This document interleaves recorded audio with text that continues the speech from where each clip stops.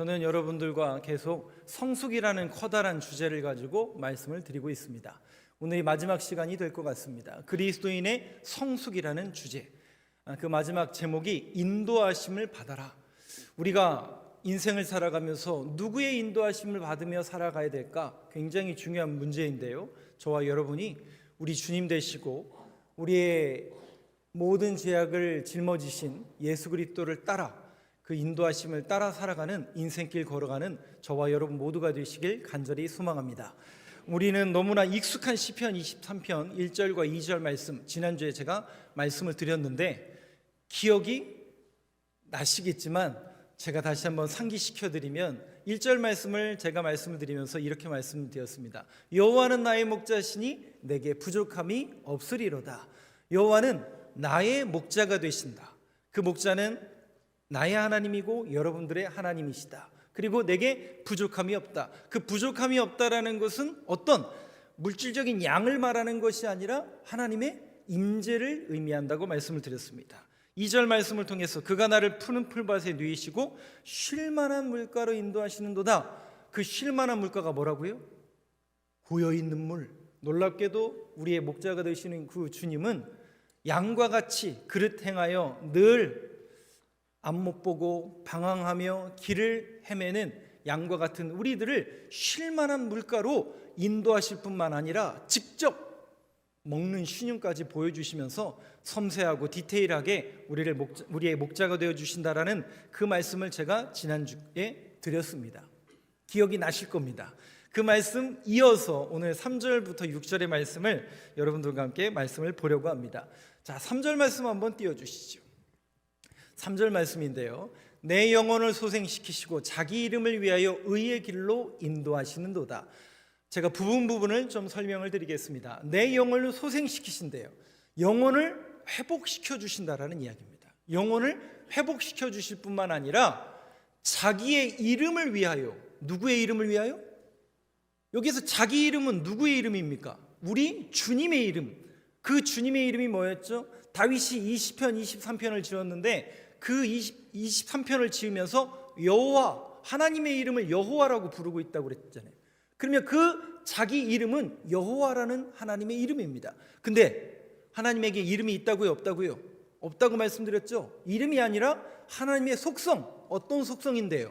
여호와, 우리와 언약하시고 우리와 약속을 맺으신 하나님, 그리고 그 약속을 이루시기 위해서 신실하신 하나님, 그 하나님의 이름을 위하여 무슨 길로? 의의 길. 의의 길이 뭘까? 바른 길, 도덕적으로 윤리적으로 옳은 길을 말하는 것일까? 여러분, 성경적인 의미에서 의의 길이란 어떤 길인가? 로마서에 보면 사도 바울이 이 의의 길이 어떤 길인지, 이 의가 무엇인지를 성경은 우리에게 이렇게 이야기하고 있습니다. 보여주시죠. 로마서 3장 21절 말씀입니다. 한번 같이 읽겠습니다. 시작. 이제는 율법 외에 하나님의 한 의가 나타났으니 율법과 선지자들에게 증거를 받은 것이라. 의가 뭐라고요? 그 의가 뭐라고요? 한 의가 나타났으니 바로 그 의는 예수 그리스도시라는 거죠. 예수 그리스도가 나타나셨으니 율법과 선지자들에게 받은 것이라. 즉 구약 성경 우리가 봤잖아요. 구약 성경을 통해서 율법과 선지자들이 말한 그 모든 메시아 오시랴, 하나님의 뜻이 이루어지리라. 누굴 통해서? 예수 그리스도를 통해서. 그래서 의란, 하나님의 한 의, 하나님의 뜻이란 뭐냐? 예수 그리스도구나. 그렇다면 여기에서 시편 23편에서 말하는 의의 길이라는 것은 예수 그리스도, 그분만이 진정한 길이다 라는 의의 길. 그래서 여러분, 우리 신앙인들에게 있어서 가장 중요한 인생의 방향이 뭐여야 하냐면 오직 예수 그리스도여야만 합니다. 방향이 자꾸 흔들리면 안 돼요. 여러분들이 신앙인이시라면 예수님을 믿는 사람들이고, 예수님께서 뭐라고 말씀하셨냐면 내가 곧 길이요 진리요 생명이니. 왜요? 나로 말미암지 않고는 아버지께로 갈 자가 없느니라 분명히 주님이 말씀하셨거든요. 세상에 있던 어떤 종교도 그 옳은 길을 이야기하지 못합니다. 물론 도덕적으로 윤리적으로 바르게 사는 것을 이야기할지는 모르지만 오직 구원의 길은 하나, 예수 그리스도. 그 길밖에 없다라는 것을 성경은 우리에게 가르쳐주고 있습니다. 여러분, 그게 의의 길이고 그 의의 길이 되시는 예수 그리스도만을 의지하고 믿고 따라가는 저와 여러분들의 인생길이 되길 간절히 소망합니다. 의의 길로 어떻게 하신다고요? 인도하시는도다. 근데 우리의 인생의 모든 문제와 방황과 실패와 실수를 바라보면 전부 이 길에서 빗나간 거예요. 이 길에서 자꾸 빗나가니까 방향이 흐트러지니까 어떻게 해요? 세상적인 원리와 세상적인 논리와 세상적인 것이 우리들 안에 들어와서 이것이 성공이다, 이렇게 사는 것이 옳은 길이다, 이렇게 사는 것이, 여러분, 오직 성경은 또 여러분들이 믿는 예수 그리스도를 따르는 삶은 방향이 정해진 거예요. 아, 우리 예수님만이 인생의 방향이시구나. 예수 그리스도만을 통해야만 우리에게 구원의 길이, 영생의 길이 주어지는구나 라는 그런 확실한 믿음의 고백을 가지고 여러분들이 묵묵히 그 신앙의 길을 걸어갈 수 있게 되길 간절히 소망합니다. 그 길을 인도하여 주신대요. 그런데 여러분 보세요. 그 길을 걸어간다라는 게 쉽지가 않다니까요. 신앙생활을 저보다 오래 하신 분들이 여기 많이 계신데 쉽지가 않잖아요. 걸어간다라는 거 쉽지 않아요. 신앙인으로 살아간다는 거 쉽지 않아요. 예배 끝나고 저 문 밖에서는 우리는 세상 사람들과 부딪혀 살아가야 되거든요. 그래서 쉽지가 않아요. 근데 주님이 뭐라고 말씀하시냐면 우리를 인도해 주신대요. 여러분, 지금 이 시편 23편에는 목자와 양이 등장하잖아요. 양이 누구라고요? 그릇 행하여. 네, 양은 눈도 나쁘고 고집도 세고 거기다가 성격은 어떻다고요? 예민하기 그지없어가지고 추우면 붙어있으면 좋을 텐데 성격은 뭐 맞아가지고 그냥 같이 붙어있으면 얼마나 따뜻하겠어요. 근데 예민하고 또 그래서 못 붙어있는 거예요. 그래서 양은 어떤 존재라고요? 생존이, 누군가의 도움이 없이는 생존이 불가능한 존재들이고, 항상 누군가의 도움을 받아야 된다, 인도하심을 받아야 된다. 누가? 양이. 근데 그 양이 마치 우리와 같더라는 거죠. 그렇다면 저와 여러분이 양 같다면 누구의 인도하심을 받아야 될까? 아하, 우리의 유일한 길이 되시는 예수 그리스도의 인도하심을 받아야만 저와 여러분들이 진정하게 옳은 길로 걸어갈 수 있다라고 성경은 우리에게 가르쳐주고 있다라는 것이죠. 그런데 우리는 실수하고 실패하고 넘어지기 너무나 쉽죠. 왜? 이 육신이라는 껍데기를 갖고 있는 한 우리가 쉽지 않아요. 누가 무슨 얘기를 하면 기분 나쁘고 속상하고, 목사님 저는 그럼 멀쩡할까요? 천만의 말씀입니다. 저도 쉽지 않아요. 누가 때리면 아파요, 안 아파요? 안 아픈 게 비정상이죠. 누가 때리면 아프고, 이 연약하단 말이죠. 그래서 우리를 어떻게 하시느냐? 우리가 실수하고 넘어질 때마다 목자 되신 그 주님이 우리를 찾아 헤매이시더라고요. 그리고 그 양을 찾아오세요. 그리고 양을 어떻게 하시냐면 놀랍게도 끌고 올까요? 어깨에다가 짊어지고 오실까요? 그거예요, 그거. 목자들이 신기하죠. 그 양을 찾아 그 골짜기를, 근동 지역에 가보면요, 이 팔레스타인 지역에 가보면 여기서 어떻게 사람이 살까? 근데 지금도 베두인족이라고 하죠. 지금도 양, 염소, 소를 이렇게 키우는 사람들이 있습니다. 그러면 야, 어떻게 저런 지형에서 저런 것들을 키울까? 근데 그 목자가 그 잃어버린 양을 찾아 밤새 헤매일 뿐만 아니라 찾아서, 야, 너 밤새 돌아다니느라 얼마나 힘들었니? 눈도 나쁘죠. 고집도 세가지고 방향 잃고 막 헤매는 그 양 찾아내가지고 세상에 끌고 오는 게 아니라요, 너 왜 이렇게 말 안 듣냐? 왜 무리에서 떨어갔냐? 그거 일절 물어보지 않고 끌고 오는 게 아니라 놀랍게도 어깨에다 짊어지고 오더라고요. 놀랍게도요, 우리 하나님은 그런 하나님이세요. 우리 주님이 그런 주님이세요. 우리는 갈 바 몰라 맨날 헤매이고 신앙적으로 이렇게 해야 되나 말아야 되나, 교회 가야 되나 말아야 되나 고민하고, 예수 믿어야 되나 말아야 되나 고민하고 갈 바 몰라 방황할 때마다 놀랍게도 하나님은 우리를 자꾸 인도하신다니까요. 어디로? 의의 길로.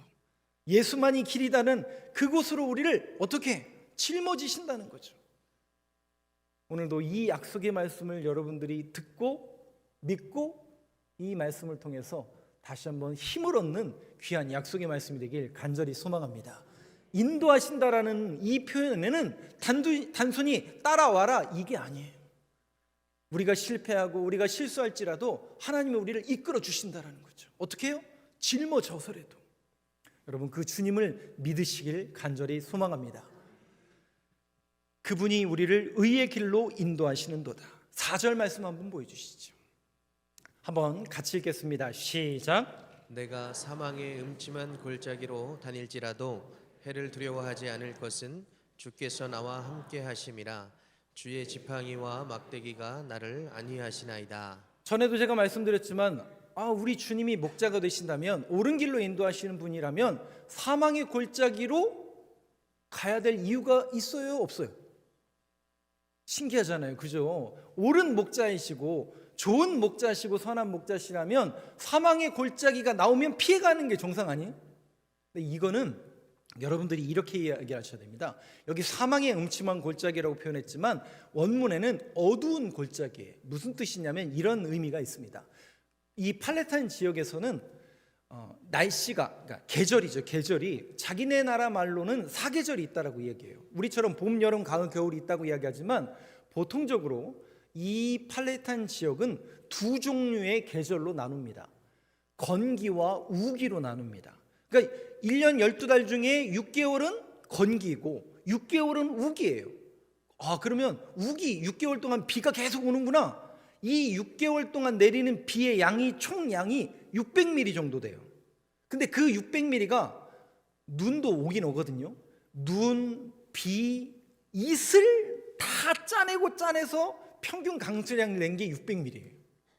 그럼 여러분 한번 생각해 보세요. 600mm면 우리나라는 2, 3일이면 집중호우 내리는 양이 600mm예요. 그러면 인간이 살 수 있는 최저 강수량 지역이 400mm 이상이 되어야 되거든요. 그러니까 거의 인간이 살 정도의 물만 있는 곳이 바로 이 지역입니다. 그러니까 6개월 동안 비가 와봐야 듬성듬성 내리는 거예요. 그러면 그때 잠깐 들판에 풀이 잠깐 자라나는 겁니다. 건기 6개월 동안요 비가 전혀 오지 않는 거예요. 그런데 어디에 가면 풀이 있냐면 골짜기에 가면 풀이 있는 거예요. 네. 골짜기에는 물이 조금 남아있고 물 근처에는 풀이 남아있는 거예요. 그러면 6개월 동안은 당연히 비가 조금씩 오니까 집 근처나 우리 근처에서 풀을 뜯어도 되지만 6개월이라는 시간 동안 어떻게 해야 되는 거예요?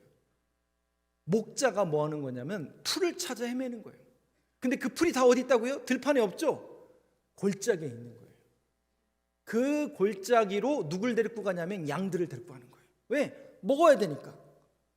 근데 여러분 놀랍게도 그 6개월이라는 그 골짜기를 헤매는 그 시간 동안 목자뿐만 아니라 그 목자를 따라 헤매는 같이 돌아다니는 양들이 튼튼해질까요? 허약해질까요? 예? 아니 당연히 목사님 6개월 동안 잘 먹고 잘 있어야 더 많이 먹어야 더 튼튼해지는 것 아닙니까? 근데 그렇지 않아요. 오히려 그 사망의 어두운 골짜기와 같은 그 지형을 찾아 헤매고 그러면 여러분 얼마나 힘들겠어요? 사람 목자만 힘든 게 아니라 양도 얼마나 힘들겠어요?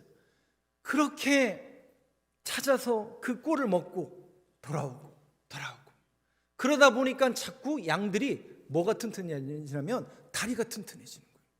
그때는 몰랐죠. 그 길이 죽는 길이고 고난의 길이고 이렇게 신앙생활 해야 되나? 이렇게까지 굳이 해야 되나? 그런데 그 날이 지나고 자연스럽게 양들의 다리가 육신이 튼튼해지는 걸 볼 수 있습니다. 사망의 음침한 골짜기로 다닐지라도, 즉 주님이 우리와 함께 하시면 우리가 여기 보면 해를 주지 않겠다라고 이야기합니까? 두려워하지 않을 것이라고 이야기합니까? 놀랍게도 해가 없어지는 게 아니에요. 두려움이 사라지는 게 아니에요. 그 문제가, 그 고난이 없어지는 게 아니라 빗나가는 게 아니에요. 여러분 우리가 신앙생활 하시는 분들이 정확하게 아셔야 되는데 죄송하지만 인생의 고난이라는 이 문제가 세상 사람들과 똑같이 우리에게 올까요? 안 올까요? 오면 신앙생활해야 되는데 이유가 뭐예요? 뭔가 좀 달라야 되는 거 아니에요? 교회 다니는 사람들은 조금 달라야 되는 거 아니에요? 세상 사람들은 한 10개의 고난을 받는다면 우리 교회 다니는 사람은 한 7개, 6개만 받아야 되는 거 아니에요? 여러분 죄송하지만 그렇지 않습니다. 똑같이 저 사람이 10개 받으면 우리도 10개 받게 되어 있습니다. 왜? 우리는 똑같이 세상에 같은 구조와 원리 속에 살아가기 때문에 그렇습니다. 그런데 그들과 우리가 다른 것은 이 4절 말씀 때문에 그래요. 정확히 보세요. 해를 두려워하지 않을 것은, 똑같이 10개의 고난이 오는데 안 믿는 사람들에게는 10개의 고난이지만 우리들에게도 똑같이 10개의 고난이 오지만 우리가 그것을 이겨내는 힘은 단 하나. 그게 뭐예요? 주께서 나와 함께 하심이라. 여러분 이 말씀에 동의가 되시나요? 아무리 그런 고난이 똑같이 밀려온다 할지라도 뭔가 다르구나. 저 교회는 뭔가 다르구나. 저 신앙인은 뭔가 다르구나. 그게 뭐예요? 똑같은 고난을 겪었는데 주께서 나와 함께 하심이라. 그런 믿음의 고백이 있으니까 오늘도 그거 믿고 의지해서 하나님 앞에 나아가는 거예요. 교회 가기 싫고 기도해서 뭐하나, 하나님 믿어서 뭐하나 고민했다가도 그래도 기호야, 제 이름이잖아요. 기호야, 네가 정신 차리고 네가 목사인데 어디 가야 돼요? 주일날 교회 가야지. 하나님을 예배해야지. 다시 일어날 수 있는 힘을 누가 주시는 겁니까? 주님이 주시는 거죠. 그러니까 세상 사람들이 보면 이상하죠. 야, 쟤는 나랑 똑같은 고난 속에 있는데 뭔가 다르다. 병원 신방 가보면 딱 느껴지잖아요. 믿는 사람과 안 믿는 사람들. 똑같은 어려움을 당하고 있는데, 아니 저 사람은 나보다 더 시한부 인생을 살아가고 나보다 더 어려움 가운데 있는데 싱글싱글 웃는단 말이죠. 정신이 나간 건가? 제정신이 아닌 건가? 천만의 말씀이에요. 주께서 나와 함께 하심을 믿기 때문에 오늘도 저와 여러분들은 웃을 수 있는 겁니다. 그런 믿음의 고백이 여러분들에게 주어지길 간절히 소망합니다. 주께서 나와 함께 하심이라. 주의 지팡이와 막대기가 나를 어떻게 하신다고요? 안위하시는구나. 쉽지 않죠. 죄 짓고 싶어도, 그 길 걸어가고 싶어도, 내가 가고 싶은 길 가고 싶어도 이상하게 누군가가 나에게 인생에 간섭을 한단 말이죠. 오늘 교회 가기 싫었는데 이상하게 눈이 떠졌단 말이죠. 주의 지팡이와 막대기가 나를 인도하셨기 때문에 여러분들과 저는 이제는 벗어날 수 없어요. 빨리 돌아오시길 바랍니다. 빨리 여러분들 제자 되시고 빨리 신앙인으로서 거듭나길 간절히 소망합니다. 이 신앙 고백이 있기 때문에 저와 여러분들은 어느 곳에 있든지 어떤 환경을 만나든지 누구를 만나든지 간에 주께서 나와 함께 하심을 믿는 저와 여러분들의 신앙생활이 되길 간절히 소망합니다. 5절 말씀을 한번 보여주시죠. 2절 남았습니다. 5절 말씀 한번 같이 읽겠습니다. 시작. 주께서 내 원수의 목전에서 내게 상을 차려주시고 기름을 내 머리에 부으셨으니 내 잔이 넘치나이다. 양에게 원수는 뭘까요? 이리가 있겠고 늑대가 있겠고 또 그 어두운 골짜기를 가노라 하면 먼지 구덩이에 물도 부족하죠. 생존이 목장아뿐만 아니라 이 양들도 어찌 보면 극한의 그런 상황 가운데 놓이게 됩니다. 그렇게 극한의 상황 속에서 어두운 골짜기를 갖게 되고 목자의 인도하심을 따라 거기서 꼴을 먹고 다시 이제 어떻게 하는 거예요? 집으로 돌아온다는 거죠. 그러면 양의 몸의 상태가 깨끗할까요? 더러울까요? 정신이 막 보면은 양털이, 죄송하지만 그 예수님이 그 토가라고 하잖아요. 로마식 그 옷을 입고, 그게 로마식 옷이 토가인데 그 우리로 말하면 그냥 천이에요. 천. 원피스에다가 천을 이렇게 두른 게 토가, 로마의 귀족들의 옷이에요. 그걸 두르고 양을 이렇게 한 마리 안고 주변에 보면 양이 이렇게 있고, 저 우리 내려가다 보면 그림이 있는데 올라가다 보면 저 푸른 초장에 있는 그 그림은 죄송하지만 그런 곳이 없어요. 아무리 팔레스타인 땅을 뒤집고 해줘도 그런 곳이 없어요. 그거는 상상화입니다. 그리고 양이 그렇게 깨끗하지 않아요. 절대 그렇게 깨끗하지 않습니다. 모래가 아니죠. 거기는 돌짝 메마른 땅이기 때문에 그 양이 깨끗할 수가 없어요. 온통 지저분하죠. 어두운 골짜기를 헤매다가 돌아왔으니 얼마나 지저분하겠어요. 거기다가 나뭇가지에 또 돌짝에 다리가 성한 곳이 한 군데 있겠습니까? 온통 상처일 뿐이죠. 그러니까 그 우리에 돌아오는 양을 향해서 목자가 뭐 하느냐면 검사하는 거예요. 야, 어디 다친 데는 없니?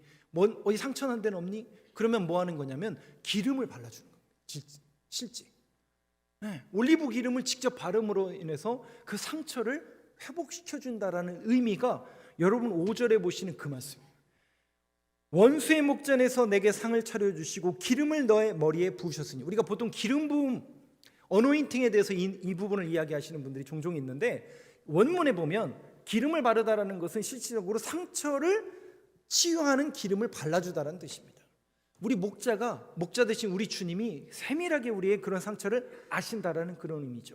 근데 이거는 이해가 되는데, 원수의 목전에서 내게 상을 베풀어 주신다. 여러분, 상을 베풀어 주신다라는 이 의미는 신약 성경에 보면 예수님의 모습을 보시면 여러분들이 정확하게 아실 수 있습니다.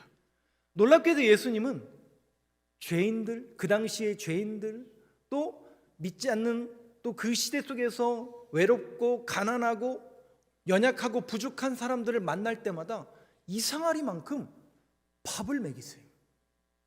상을 차려주시고요, 같이 한 식탁에 둘러앉아 식사를 하십니다. 우리 예수님이 그 시대가 어려운 시대고 배고픈 시대이니까 그 배고픈 사람들에게 먹을 것을 많이 주시는 분이 우리 주님이시구나, 틀린 얘기는 아니지만 상을 차려주신다는 것, 같이 한 상에 둘러앉는다는 것은 여러분, 우리 동양적인 사고방식에 우리가 명절이 되면 한 상에 둘러앉듯이 한 상에 둘러앉는다는 것은 누구라는 얘기예요? 가족이라는 얘기예요. 그래서 우리 성경에 보면 그 가족이라는 단어를 권속이라는 단어를 쓰고 있습니다. 가족이라는 거예요. 놀랍게도 저와 여러분들이 잃은 양처럼 갈 바를 몰라 헤매며 늘 헤매는 인생을 살아가지만, 주님은 우리를 찾아가셔서 만나시고 인도하실 뿐만 아니라 들쳐서 이끌어 주실 뿐만 아니라 저와 여러분들을 상을 베풀어 주신다. 그것은 가족, 내 가족이다. 예수 그리스도라는 그 이름 안에 저와 여러분들을 묶으신 거예요. 뭘로? 가족으로. 그러니까 예수님을 따라간다라는 그 인생과 그 믿음의 고백 속에는 예수님께서, 그러니까 하나님이 그 예수님을 죽이시고 십자가에 못 박으셔서 그 예수 그리스도를 믿는 자들에게 구원의 백성, 구원의 자녀가 되시는 그 신앙 고백을 주시고 한 가족으로 불러주셨다라는 그 믿음의 고백이 이 5절에 있는 고백처럼 내게 상을 베풀어 주시고 저와 여러분들을 하나님의 자녀 삼아 주시는 하나님의 놀라운 은혜가 이 안에 담겨져 있다라는 것입니다. 신기하죠? 아니, 놀라울 뿐이죠.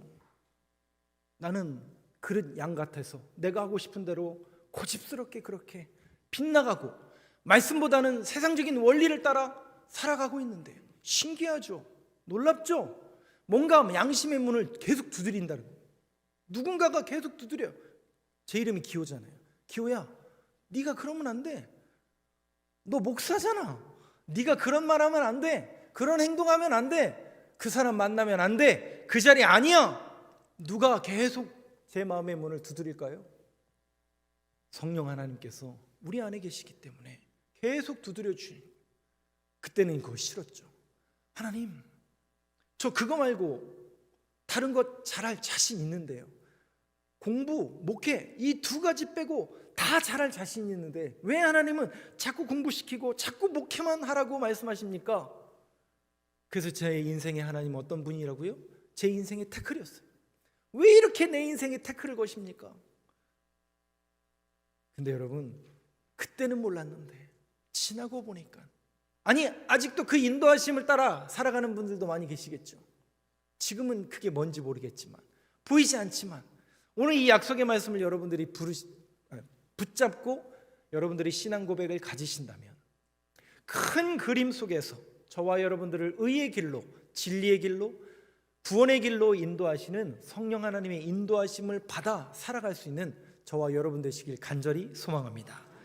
원수의 목전에서 내게 상을 차려주시고 가족으로 삼아주신다는 거죠.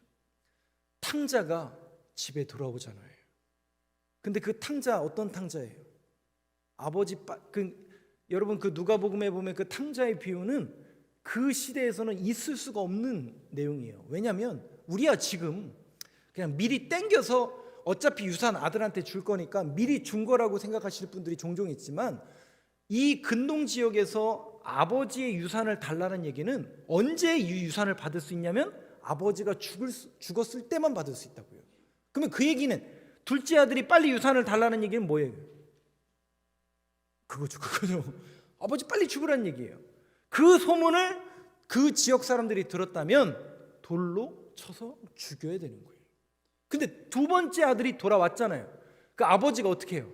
그 아버지는 뭐예요? 늘 탕자가 언제 오나 먼 발치에서 이렇게 보고만 있었잖아요. 근데 어느 날 그 진짜 아들이 온 거예요. 그 아들을 보자 아버지가 막 달려가잖아요. 이유가 뭔지 아세요? 반가워서? 아니요. 동네 사람들이 보면 돌에 맞아 죽을까 봐 그런 거예요. 그 아버지의 그 사랑하심이 그 안에 담겨진 거예요.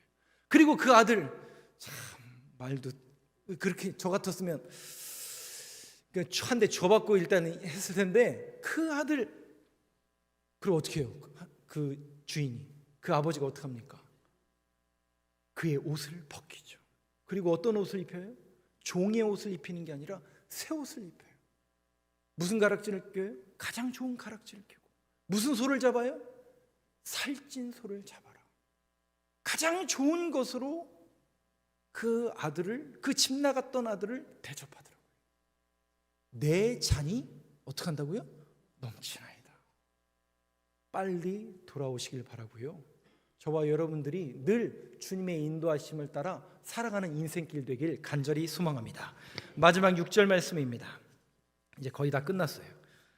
6절 말씀 한번 같이 읽겠습니다. 시작. 내 평생의 선하심과 인자하심이 반드시 나를 따르리니 내가 여호와의 집에 영원히 살리로다. 두 가지만 꼭 기억하시기 바랍니다. 선하심과 인자하심입니다. 선하심이라는 이 단어가 창세기에 보면 하나님께서 천지를 창조하시고 첫째 날, 둘째 날, 셋째 날, 여섯째 날까지 천지를 창조하시고 늘 하신 말씀이 뭐죠? 보시기에 좋았더라. 토부라는 단어예요. 뭐라고요? 토스가 아니라 토부. 히브리어예요. 토부. 하나님께서 보시기에 좋았더라.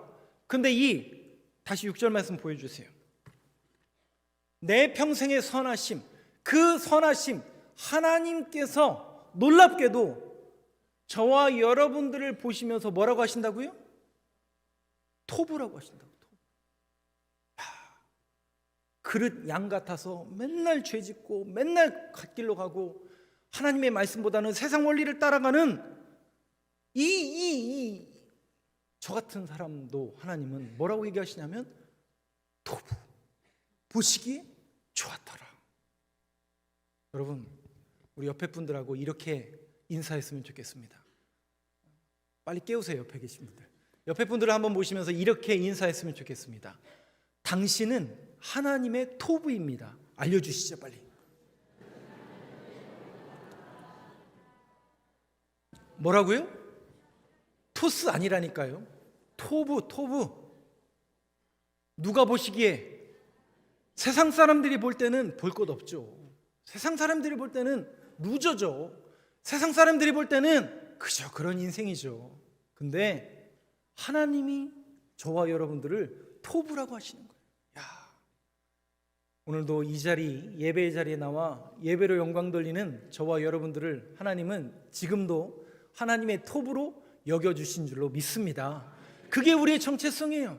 세상 어딜 가도 우리가 힘을 얻고 능력을 얻겠습니까? 그러나 저와 여러분들이 예배의 자리에 나와서 하나님의 토부, 세상 사람들은 나를 루저라고 이야기하고 안 된다고 이야기하고 내 인생이 절망이라고 이야기할지 모르지만 하나님은 저와 여러분들을 토부, 보시기에 좋았더라. 여러분, 이런 믿음의 고백이 저와 여러분들에게 힘과 능력과 구원의 약속의 말씀이 되길 간절히 소망합니다. 인자하심, 선하심, 그 다음에 뭐라고요? 인자하심. 이게 무슨 뜻이냐면 헤세드라는 단어예요. 뭐라고요? 헤세드. 가다 보면 어떤 페인트 가게가 저기 가다 보면 있어요. 용문동에 보면 헤세드 페인트 가게가 있어요. 아, 한글로 헤세드 잘못 썼구나, 이게 아니라 그분이 믿는 분인 것 같아요. 헤세드는 하나님의 인자하심입니다. 그러면 그 인자하심이 우리의 사고방식과 우리 동양적인 미덕 속에서 우리가 생각할 때, 아, 하나님은 인자하시니까 뭔가 근엄하게 앉아 계시고 뭔가 하나님께서 넉넉한 마음을 가지셨구나, 이 얘기가 아니에요. 이 인자하심이라는 것은 이런 의미입니다.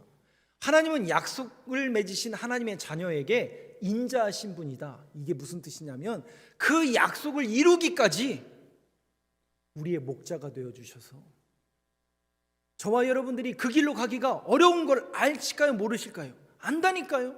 그래서 어떻게 하신다고요? 인도하시는 분이라는 거예요.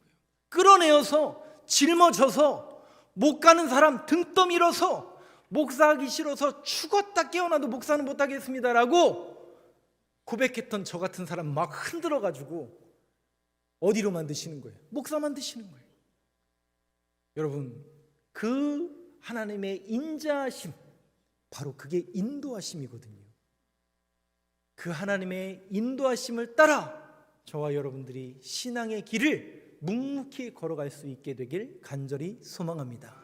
새롭게 한 주가 시작됩니다. 이 한 주도 여러분들이 주님만 바라보시고요, 주님의 음성을 들으시고 말씀을 쫓아 의의 길, 진리의 길, 그래서 그 길을 걸어가는 여러분들을 보면서 믿지 않는 사람들이 의아해하겠지만 여러분들이 묵묵히 그 길을 걸어간다면, 아, 다르구나, 뭔가 진리가 있구나, 그 교회가 여러분들의 인생을 통해서 그들이 볼 겁니다.